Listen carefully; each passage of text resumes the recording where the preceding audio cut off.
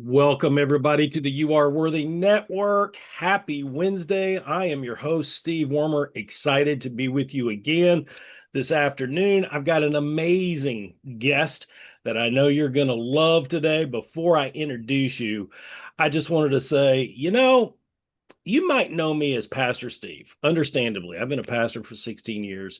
You may know me the last year as the podcast host of the You Are Worthy Network. Honored to do that as well. But you probably did not know that I'm a keynote speaker. You probably didn't know that I'm a mindset coach called the Breakthrough Igniter. And you'd be like, what is that? Well, I love helping people get unstuck.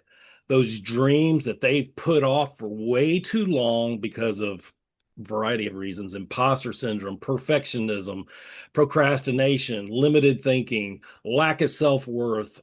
I love helping people break through that, give them some momentum, and cross the bridge together so they can start finally pursuing their dreams and not be held back by all that stuff that happens between our ears. I know because I've struggled with it for far too long.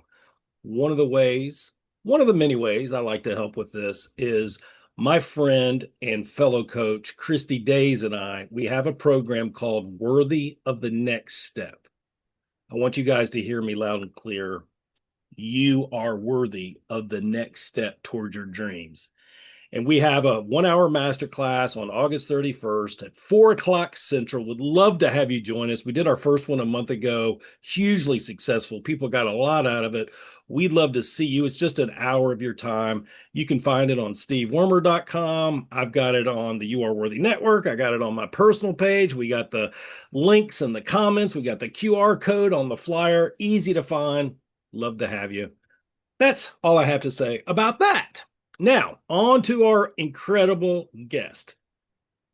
Twyla Franz plays worship songs loud and on repeat and numbers her thanks to remember gratitude is a before, not an after.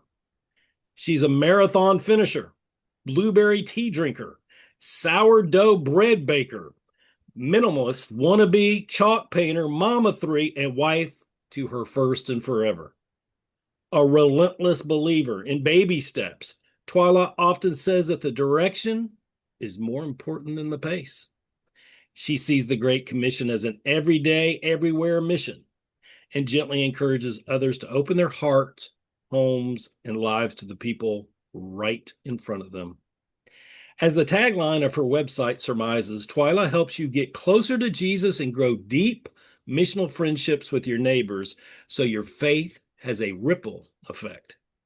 She offers fresh content every week on her blog, podcast, and gratitude guest blog series, all of which can be found on twylafranz.com.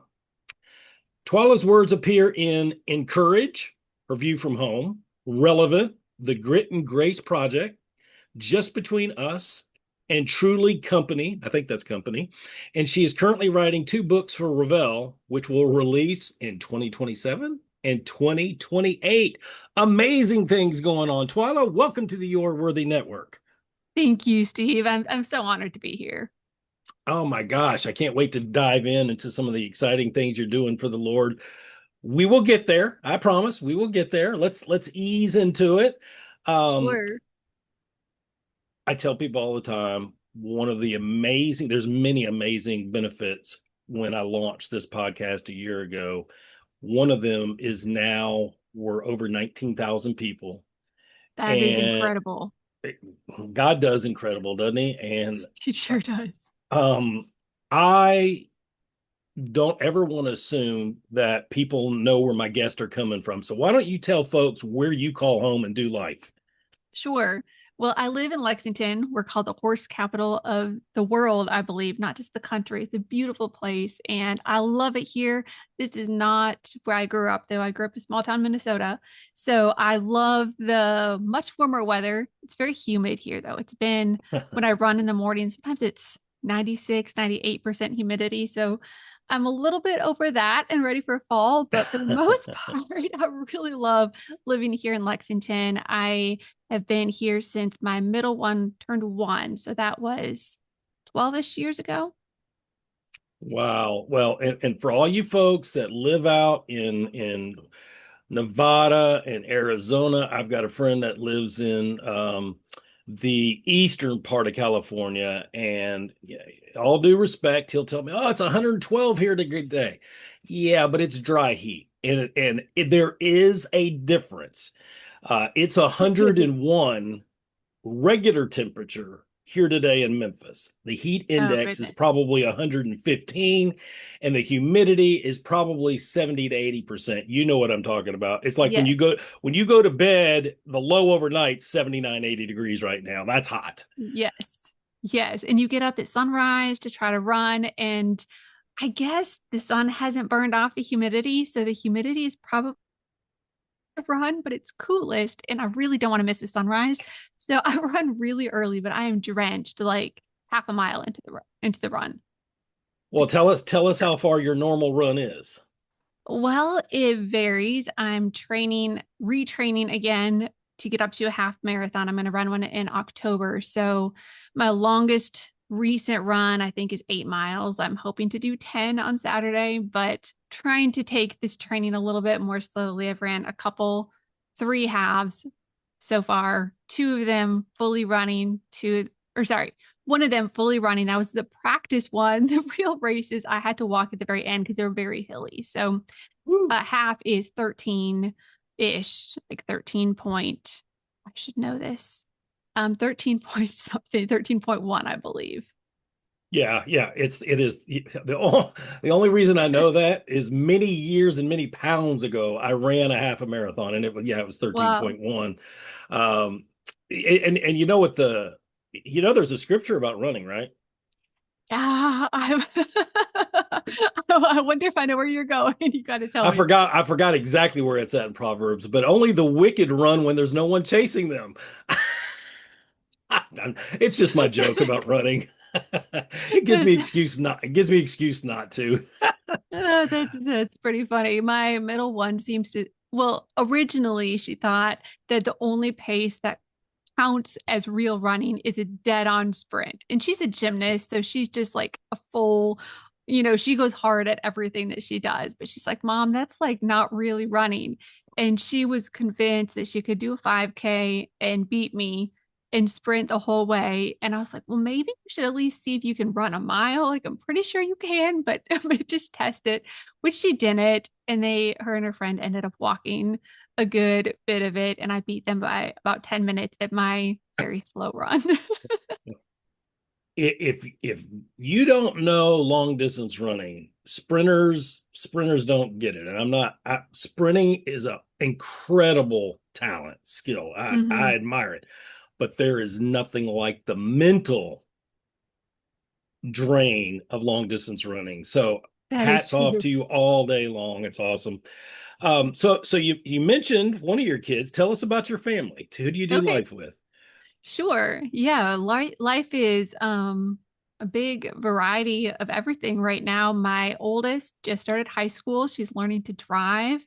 She's in orchestra. She just likes more creative type things. She's excited about a creative writing class, which is very close to my heart. But I love hearing her play violin, and she's taking piano again. So I'm excited to hear her play a little bit more. She's still looking for what her greatest passion is. Like any of us really need to know that as a kid, but she's experimenting with different things that she enjoys and trying to find her groove. My middle one is, like I said, very, very focused. She started dancing at 1. And so that was a very big part of our life. We lived at the dance studio and competitions, um, kindergarten through, I guess it would have been 6th grade. I'm not great with numbers, so my math may be a little bit off. So it was very full with nutcrackers and competitions.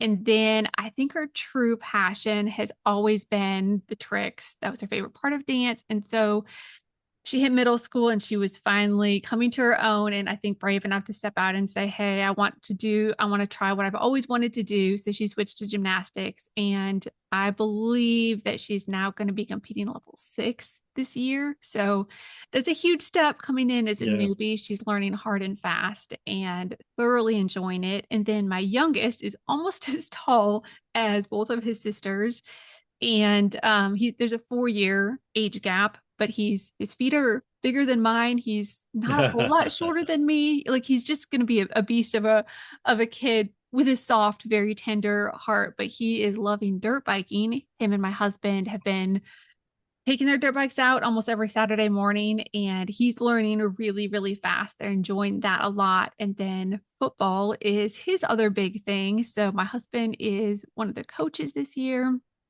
They are, well, Josiah, that's my son, is doing tackle for the first time. So this is a big deal. Mama has her concerns. I know, I'm like, football and gymnastics, like, are those the two sports that you could get the most severely hurt? And my kids are doing both of them. So pray for no broken bones this year. That'd be Well, I awesome. mean, if you've been in the news in the last week, the tackling is not the biggest concern with football right now. Did you see that story? I forgot even where it was out of. I I want to say Louisiana. don't. I think it was a middle schooler, if I'm not mistaken. I could be wrong about that, but he took his helmet off either during a break or after practice. Had practiced with it for a long, long time. And when he took his helmet off, a 2 foot water moccasin, poisonous, was in his helmet the entire time. Oh my goodness. It had wrapped itself in the padding up in the top, and he never felt it. Like, I mean, but you talk That's about God crazy. protecting him. Wow. Yeah. Wow. So check those helmets before you put them on. Man, that's wild. No, I actually do not spend very much time reading the news. I So don't either. I don't even know how I came across it. But anyway, so what do you guys like to do for fun when you're all together? we have had more fun taking vacations to places that we've never been before. We did a cruise last spring break. That was our first one together, and that was really fun. It was the first time that the kids were out of the country.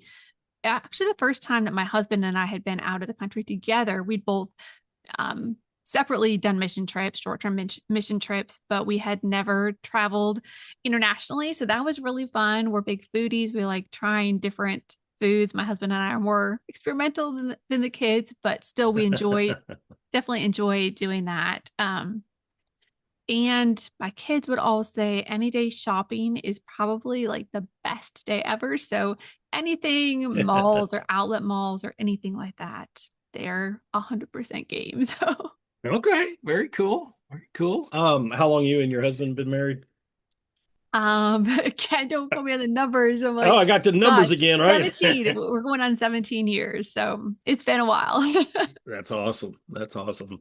So what we're going to do right now is we're going to play a little game of this or that. And Okay, I'm going to kind of rapid fire you choices. sure. And you name one or the other. Don't overthink it. First one that comes to mind. And in these variety of questions that I'm going to give you, you can use both as your answer one time. Okay. So Oh, so so so use it okay. wisely.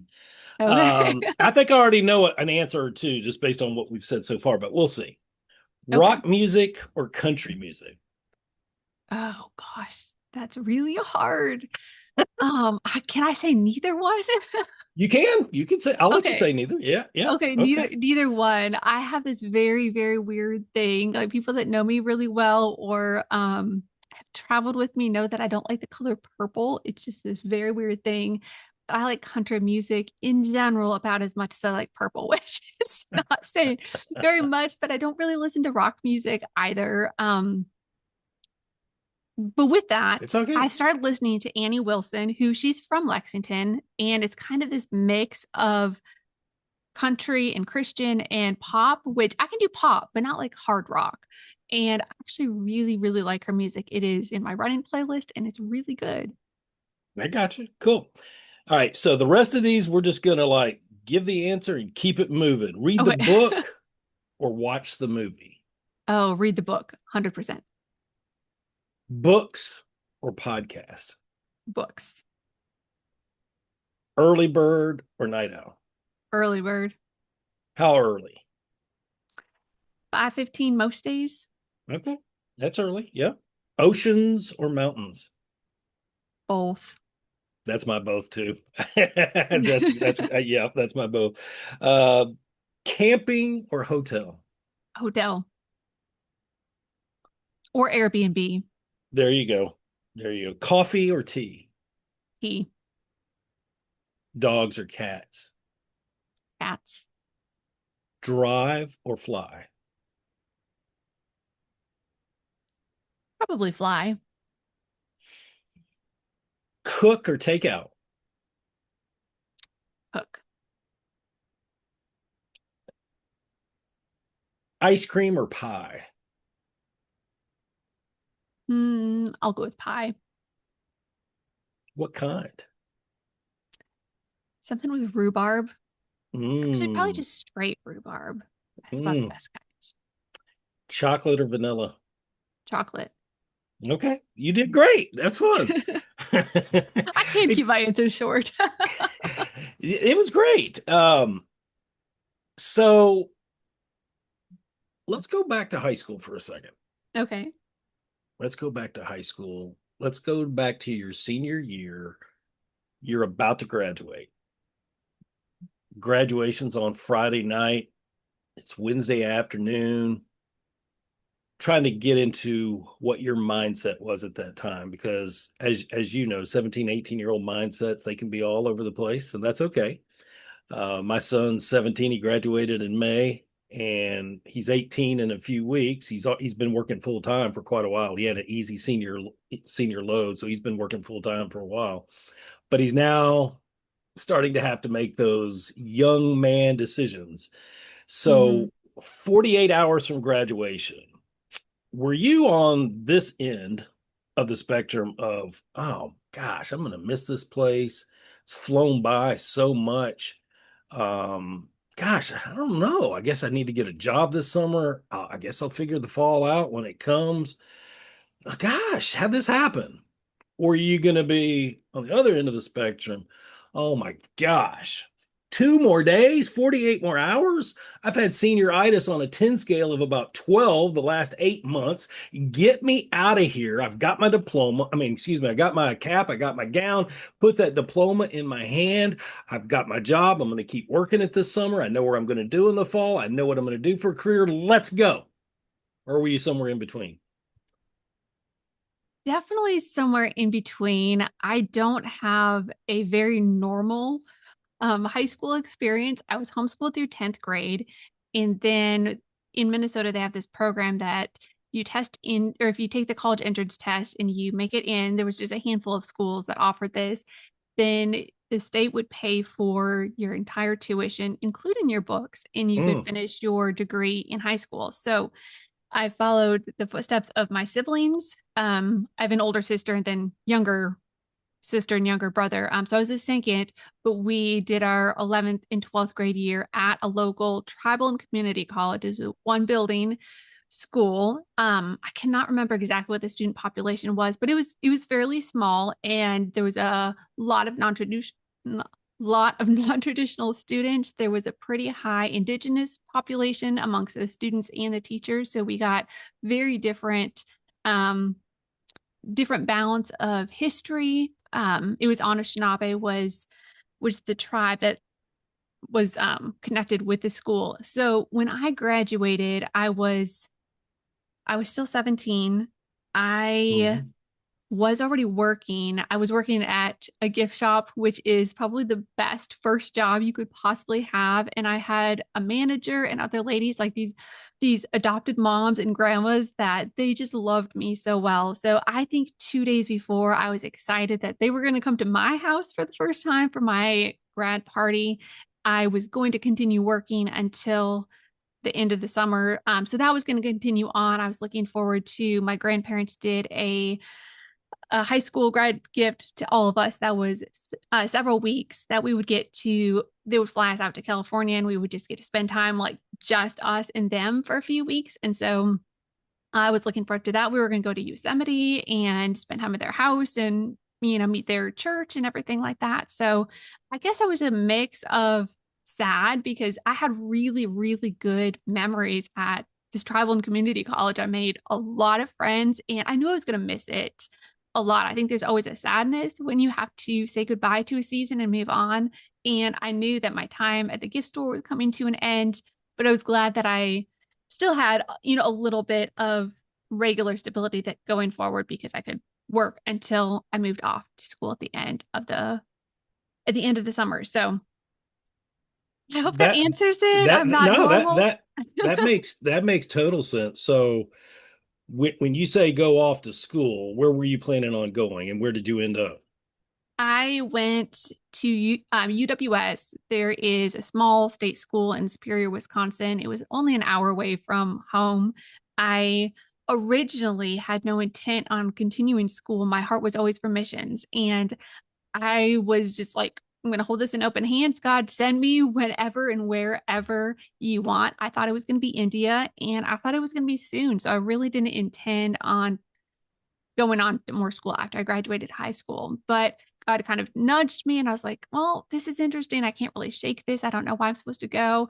And I signed up to be roommates with one of my best friends from youth group. And so I was excited about a new chapter. I was going to study English, which I did. And I thought, okay, 2 more years, and then I'm ready to move. So I think I just entered into it feeling excited, but also like I never really quite fit in. I never went to a normal high school, so I didn't quite fit in and have that shared experience. Like my experiences were different, they were more varied, but they were different. And then going into that state school, I was the age of a freshman, so they counted me as you have to live on campus because of your age, which I wanted to anyways. But I didn't take classes with freshmen because I had already taken all those Mm-hmm. classes. So Mm-hmm. I was jumping into all the classes for my major and but then I was younger than them and so it was kind of different. And then I always felt like I had this timeline ticking, like my friends have 4 years here, I only get two. And it was a Mm. really, really good time again. But I think I just had that perspective of like, I need to make the most of these moments because I really don't have that long and I don't know what's next. I don't even know if I'm going to live in the United States, honestly, for very long. So I was carrying that with me, but it was a very, very rich time of my life. Community wise, I knew a lot of the international students. It's like, well, if I'm not going to India yet, like I'm going to get to know everybody I can that doesn't speak English as their first language. So that was really fun. Yeah. Now I'm sorry if I missed it. So this passion to go to India, Mhm. had you taken a mission trip when you were younger there? Is that how you loved it? Well, Or I've actually never been. It is still like a dream that I'm holding. Like, oh, you God, I still don't know never exactly been? when. No, no, I haven't been. And then I have this thing that I am very, very allergic to lentils, peas, chickpeas, all of that. And I'm like, God, I don't like, or I don't, I'm a little afraid to travel because like it's a very severe allergy. So I still don't know exactly what he's going to do with that or why he has this burning desire in my heart to go someday, but it did come out of a mission trip. I spent 3 summers overseas, actually, one in New Zealand.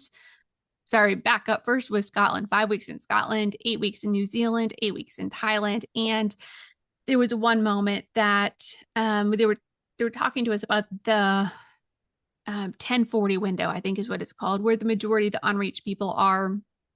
And their question was, just not a pushy question, but just like a quiet, like, sit with this. Would you consider going somewhere on a mission trip in that 1040 window? And I was like, yes, absolutely. I want to. And I felt like it was India. And I was like, okay, that's probably where I'm gonna go, next summer. And God's like, what about the rest of your life? And I was like, I took it seriously as like this is what I'm supposed to do the rest of my life. And it became my identity almost. Like my heart was so focused there that I was like, I'm not staying, I'm not staying around here. And at one point, I almost went like just cold turkey. I didn't know the people that I was gonna meet. I almost just bought a plane ticket and left. And God's like, hold on. It's not time yet. And I was like, but you said I'm supposed to go. And so it's been a journey of learning to trust that he still knows what he's doing, even if the timeline makes no sense at all to me. And maybe it looks slightly different. Maybe it is that he's going to bring people here or that I am praying from here. And I really hope that at some point it is physically my feet will be on the ground and I'll get to go. But I'm still waiting for that. Don't give up. My joke about God's timing, I don't know if I shared this with you, is he doesn't have microwaves in heaven, only crock pots. And That's good. I have to ask him once in a while if mine is plugged in. Mm. However, I will tell you one of my favorite quotes, hopefully I won't get this wrong, actually comes from, oh gosh, was he from England? Hudson Taylor. You ever heard that name? Mhm. I think he was a missionary to China. And he said I there's think so. three stages of every great work of God. First, it's impossible. Second, I think it's extremely difficult or difficult. So impossible, difficult. Third, it's done. Hmm. And God does tend to work that way. You wait and you wait and you wait, and then all of a sudden you're in the middle of it, and you almost have to pinch yourself, or you have to reevaluate your heart. Like, God, this is quick. No, I mean you've been praying about it for years, and here it is. But when He does move it, it happens. That is so true. My pastor likes to say it's little by little, then suddenly. That's Yeah, how God often works. Like it feels at times like, oh, this just happened all of a sudden, or maybe it looks like it to other people. Like everything just shifted and God came through this massive breakthrough, whatever it is. But there is all this slow work that he's doing often behind the scenes that leads up to that suddenly. yeah, he's got to get our hearts prepared and our character to grow into what He's Hmm. calling us to, for sure. So I'm curious, at this gift shop, was there a lot of books in it? No, there actually wasn't. There was a lot of candles. It was a massive gift store. We had Boyd's Bears and whole Northwood section and Hallmark and the Christmas villages where they're all like set Yeah. up in the big displays. That was a whole area, a lot of precious moments, lots of cards, just a lot of lines of wide variety of lines. But I mean a few gift books, but we didn't really have a bookshelf with just only books. So where did the love of writing come from? I think it's always been there. If I look back to when I was a kid, like really, really young kid, if you asked me what I wanted to be, first I would say I'm going to Africa as a missionary, and then I wanted to write books. So I had 1 year, I don't remember exactly how old I was, but I thought that I hated writing because I did not like the writing curriculum. And I was homeschooled again, mind you. But I was just kind of fighting against it. I didn't enjoy it. I was doing the work just to get through it, but it was cumbersome and I just did not like it. And I think I must have made my mom frustrated enough, or she had this divine inspiration. And she's like, okay, we're going to do something different this year. Just set aside this writing curriculum that you do not like, and you can write whatever you want as long as you write every single day. And I was like, deal. Mm. And I explored creative writing and I wrote stories. I don't even remember most of what I came up with, but I know that that freedom helped me to fall in love with writing. I was like, look, look what words can do. This is incredible. And after that, I was like, yeah, I just want to write more in school. So I studied literature, more than I did writing, but I did a thesis in poetry for my grad degree. Nice, very nice. So how long have you had your blog, and what's its theme? Okay. 2019 is when I started it. And probably like most writers, I was like, God, what should I write about? Because everything has already been covered already. Like there's nothing fresh. There's no reason really for me to start writing. So we had this conversation. I just started getting this little God nudge that it was time to start writing again. And I had taken about a 10-year hiatus from even journaling very regularly since grad school. I didn't read a lot of books. I was just immersed in family life and homeschooling. We were doing a lot of Montessori stuff. And it's like, eventually my kids will be older and I'll, maybe pick it back up. But I felt this little stirring. And even though I love books, it was a podcast that kind of jump started this. I listened to something by Sally Clarkson. I had seen her name online. I was like, I don't even hardly know what a podcast is. Maybe I should just listen to this. I listened to one of hers. And then, you know how they'll recommend another podcast, Mackenzie Koppa's. It was called Cultivating the Lovely at the time. And she has just this, well, it still is, but at that point, it was these conversations between her and authors of new books. And she would interview them, and they were incredible. And by the end of the hour, I was like, I need to read that book. So I'd get the book and it'd be so good. And after several books, I'm like, I need to stop listening to her podcast because I'm going to have a new book every single week and I won't be able to keep up. But I, um, I felt like God was saying, I'm preparing you right now. You're supposed to take in information. Just wait. Eventually I'll tell you when it's time for you to start pouring out and you to start writing. And I thought it was going to be years, at least months of just kind of sitting and soaking and God like slowly reawakening this. And it was 2 or 3 weeks later at the most. And he was like, it's time to start writing. And I was like, but you remember we were talking about this. There's nothing new to write about. Like, what am I supposed to do? And he's like, well, what about that thing in your neighborhood? And I was like, oh, that thing in our neighborhood that we're still figuring out how to do, that we're still newbies at, that we're still doing very imperfectly. And years back, we had been introduced to this concept of missional living, where it's not just a small group that you go to one day a week. That's kind of another activity that you do, but that it's a way of life that's really super integrated in the lives of people around you. It has this up in and out component, and it is very much of a lifestyle thing where you are intentionally in community with the people that you're in small group with, not just one time a week, but throughout the rest of the week in just ordinary ways. And we had learned about this concept through our church. We were part of a missional community that we would drive to. It was kind of rotating to different houses. So sometimes it would be a 20-minute drive, sometimes it would be a 5-minute drive, but we knew of other groups that were neighborhood based. And we just had this God stirring again that we were supposed to do this in our neighborhood. And we looked at our very little house that was on Rental Row with its no extra space. It was a very, very, very humble house. And we're like, there's not even an extra seat around our table. This dream to open our home and host our neighbors and get to know our neighbors and eventually have a missional community that people can walk to.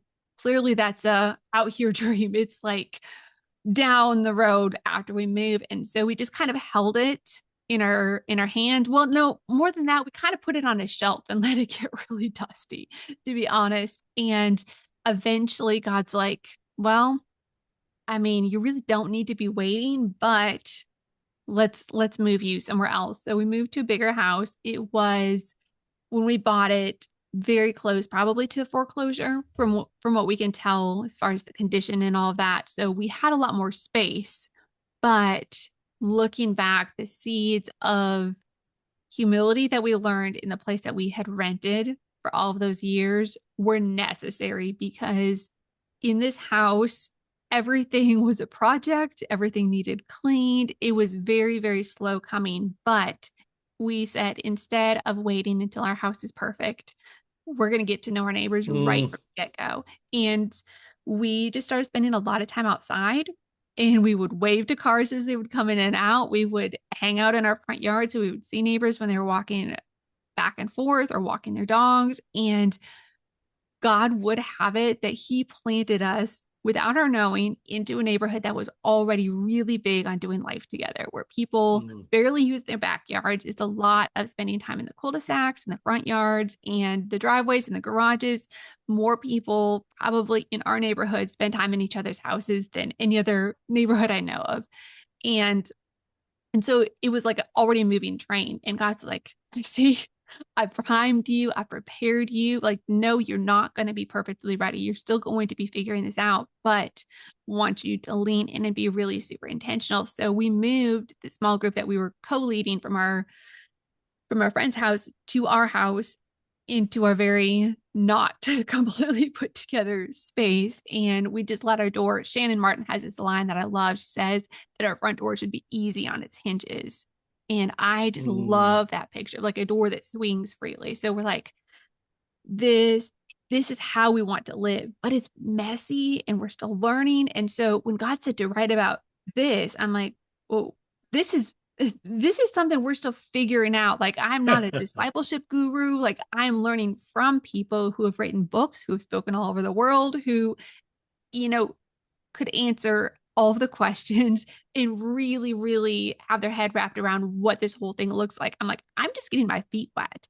And God said, but what about the people that are going to be intimidated to learn from somebody that is so established in what they're doing? Like, it's so natural, it's so good, but what if that feels a little intimidating because it's so far away from where they are and they need somebody who is still figuring it out, who's just maybe one or two steps ahead, that yeah. is walking through the messy and the imperfect. He's like, I need you to write for the people that need a gentle journey there. And so that's where I started blogging. It was originally called Neighborhood Missional Living for the Imperfectly Ready. And I have since changed the title, but that's still the heartbeat of it. Is I write for the people that want to get to know their neighbors, that want a deeper faith life, that want them to intersect, but they don't really know how to get started. Would you say the name of it was? Right now it's called just TwylaFranz.com. I rebranded to my name, but originally it started as Uncommon Normal Neighborhood Missional Living for the Imperfectly Ready. Very super wordy. I was like, I love this. And nobody else knew what I was talking about. But Well, I love it. I mean, I think you and I talked about this because I am familiar with Mike Breen's is it oh yeah, 3M movement? yeah, 3DM, I think. Three 3DM. D it is 3DM. Mhm. Yeah, and it sounds a lot like that, It but is. I Yes. love the obedience. I love the start messy. You know, a friend of mine posted a meme today that was, would you trade your cell phone and all your scrolling on social media to go back to a time like this? And it was a picture of the 70s with the neighbors. And I remember growing up like this at 7, 8, 9 years old, where we lived in a cul-de-sac. We would all come together. We would share meals. You know, it'd be what would we call it? A block party. Hmm. And people they did life. You'd go shopping with your neighbors sometimes. You'd watch shows with your neighbors. To your point, it was on the sidewalks, it was in the cul-de-sac, it was in the front yards. And it was like, would you trade your life now to go back in time? And he was like, absolutely.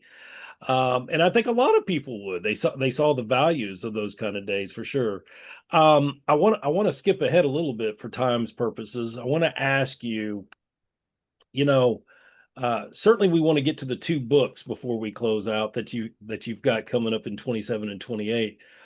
But tell us about a time in your life when you did not feel worthy of love, respect, or success.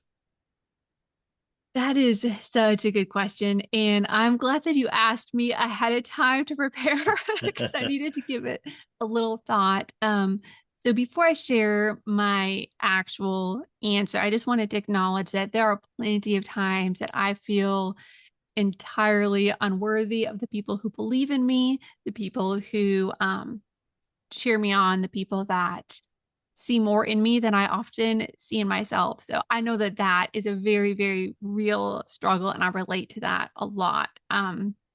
But the story that comes to mind is from a retreat that I get to help lead. It's called the Daughter's First Retreat, and it is a soul care retreat for writers, speakers, podcasters, communicators, pastors, ministry leaders, any woman who is in any type of ministry where she's pouring out. And this was a dream that literally bubbled up from a hot tub. There was a group of us, some of my very closest writer friends. We were at a conference, actually, at a writer conference, and we were debriefing from the conference in the hot tub. We had a big air B&B, and so we were just enjoying the time. We were talking deep and tender. What are the things that God's stirring in your heart? Like, what are you taking away? Where do you feel like He's leading you? Just some of the really good, rich conversations. And we started to realize like this time that we have together, this deep conversation, like we want more of this in-person time. Like, what if we make this be the whole thing rather than the little pieces that you get to fit in around the rest of a conference? And one by one, as we were going around, we realized how many had a stirring to lead either some kind of conference or retreat. And we're like, God, you're doing something here. And so just this postures again of we're holding this in open hands and leaning in and saying, okay, what's going on? Why are we all being stirred in the same direction? And then one of our friends went on vacation with her family to Glen Erie Castle in Colorado, and none of us live anywhere close to Colorado. And she's spam texting us all these pictures saying, here, like we have to do the retreat here. I just feel that like God is in this. It has to be right here. And we're like, that's a nice thought. And it sounds very expensive. Like, what's going to happen? But she didn't give up. And she's like, let's just start asking questions and let's keep praying about this and let's keep holding it open and saying, God, if this is you, then you're going to have to open some doors because we are like very ordinary people. Like we're fledgling writers. We are like, there's nothing special. None of us have some big, massive ministry. None of us have a space where we have room to hold a retreat, and we don't have all the very long list of insurances that we would need in order, to cover all the things. So it was just like, this looks like an impossible situation, but we kept praying and kept asking. And it turns out that we got to partner with Glen Erie Castle. They're home to the Navigators. And if you're not familiar with them, they're in Colorado Springs, just this beautiful, beautiful literal castle. And we in 2025 held our very first daughter's first retreat, and almost 100 women came.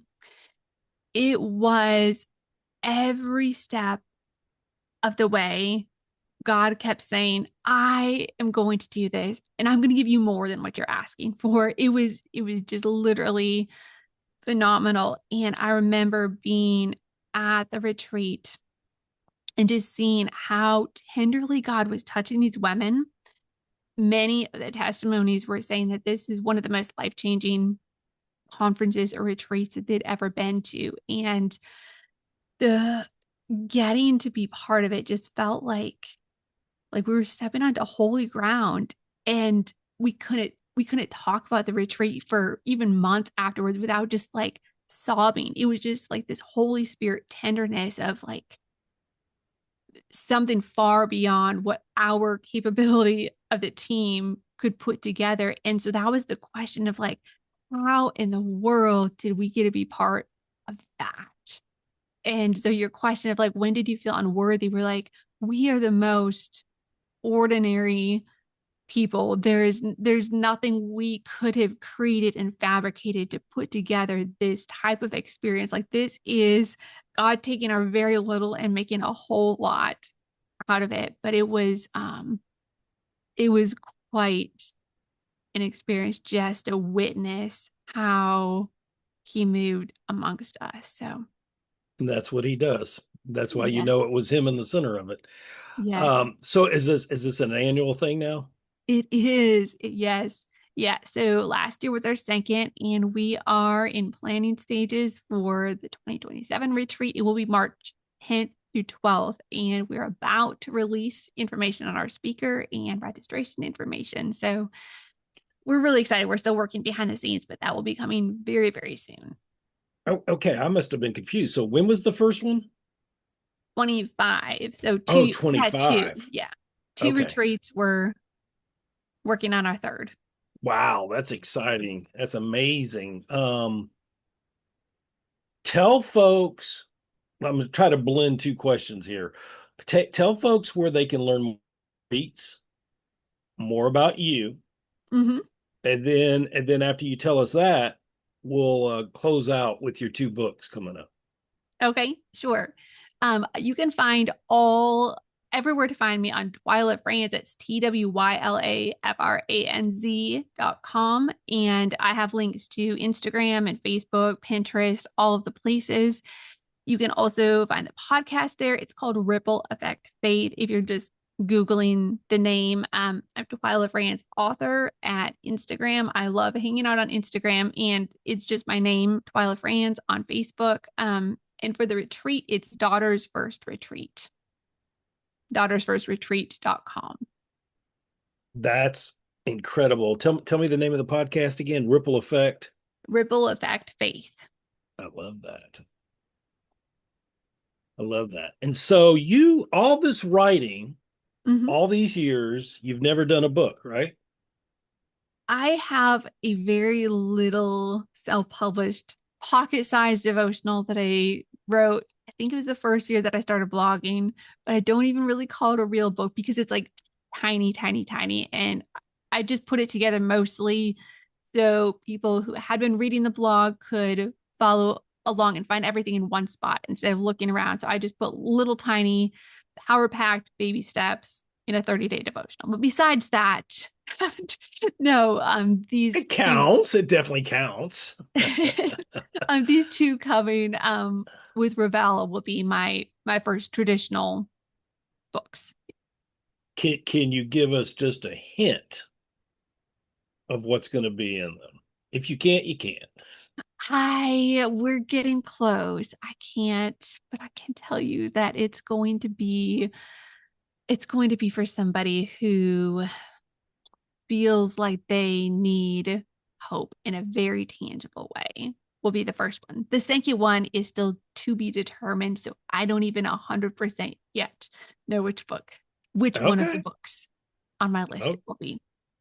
very exciting, very mysterious. However, however, I'm going to get a little bit out of you, I think, because here's why. Okay. It's for somebody, that first one is for somebody that needs hope. So, with that being said, my last question to you is for the person that might be watching this in the next 30 days or beyond that is going through the motions. They're functioning, they have a job, they pay their bills, they do their chores, they take care of their responsibilities. But here, they feel stuck. They feel hopeless. They get up, they fix breakfast, maybe they take care of their family's needs. They go to a job they can't stand. They're lonely. There's more that they want to do. There's more that they've been called to. They know it in their heart, but they feel stuck and have no idea how to get there. How would you close us out and tell them where they can find hope? I I would say there's one practice that I do. You mentioned it in my bio, and that is to play worship song on repeat. And I think when we are in those times that everything feels like it's closing in and God is far away and we don't feel connected with him, that is one very easy, very practical and non-intimidating thing that we can do is to pick a worship song that really speaks to your soul, that the lyrics just meet you in a way that you need to remember. Maybe it's something about who God is or who he is to you. And don't just play it one time, like put the song on loop.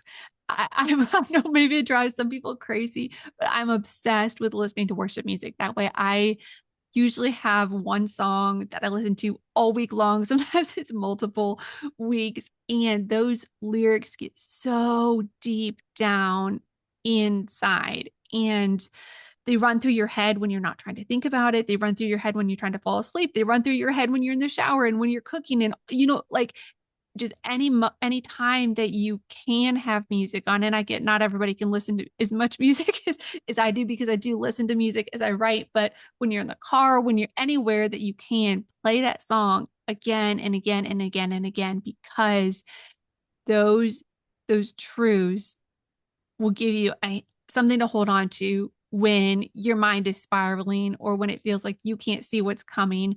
And God's consistency is always, always there, but we fail to see it, how present he is. And I think worship music has such a way of reminding us how close he is, how present he is. And yes, that would be my first thing, because I'm big on those baby steps. And I think that when we immerse ourselves in a worship song, it is shifting our trajectory away from the thoughts that spiral, the ways that maybe we want to beat ourselves up inside of our head, or that we're worrying about the future, and it turns them our focus back on Jesus. And when we set our trajectory, then every little step that we're taking is going to take us in that direction. And so this is like, I don't have to do anything, but literally just reminding yourself of what Mm. is true is going to shift that trajectory. So that way you're focused in the right direction. Yep, that's great advice. You don't have to perform anything, just absorb what is. That's awesome. Twyla, I can't thank you enough for sharing a part of your journey, significant parts of your journey with us, for being open with the struggle and the doubt and the unworthiness that you felt with this big responsibility with the retreats. And look how God blessed it. And we're excited about your books coming up. We're excited about all that you're doing, your podcast, your what'd you call it? Let me see if I got it right. Don't tell me. Missional community. Yes. And it's just it's very, very apparent how much you love God, you love your family, and you love your neighbors. And I've only known you a little while, but if there's ever somebody that I've met recently that exemplifies the great commandment, it's you. And so I thank you for your heart for God and for his people. It's been my honor to get to know you. Thank you for being my new friend and our special guest today, and continued blessings to you. Thank you for being with us. Thank you so much for having me. Absolutely. Guys, I just close it out today by saying your story is not over yet. Wherever you're at on the journey, your story is not over yet. Some of your best chapters are still being written and still to be revealed to you. So don't give up hope. Keep the faith. Make sure you have a supportive network around you, and shine, shine, shine. Even in your dark season, serve, serve, serve. And don't do it alone. God loves you. You are worthy of love, respect, and success. Until next time, God bless.